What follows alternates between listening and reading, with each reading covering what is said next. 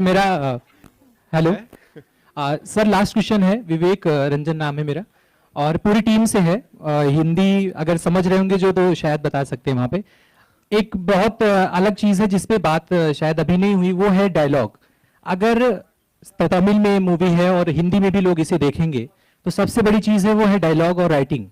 Dialogue को किस हिसाब से रखा गया, क्योंकि हमारी हिंदी पट्टी में जो फिल्में बनती हैं, बहुत सारी ऐसी ऐतिहासिक फिल्में बनी हैं जो 1000 साल पूर्व और बहुत सारी चीज़ें बताई जाती हैं, लेकिन जिंदगी भर और बहुत सारे लोगों को उसके डायलॉग याद रह जाते हैं। जो अभी आप लोगों ने बोला एक दूसरे का डायलॉग, हिंदी फिल्मों के डायलॉग, तो कैसे राइटिंग में डायलॉग को लेकर के कैसे रिसर्च किया गया, ये मेरा सवाल है सबसे, खासकर मणिरत्नम सर से।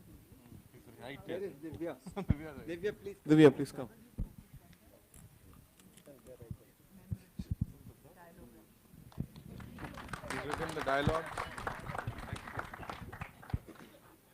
डायलॉग के लिए जब मैं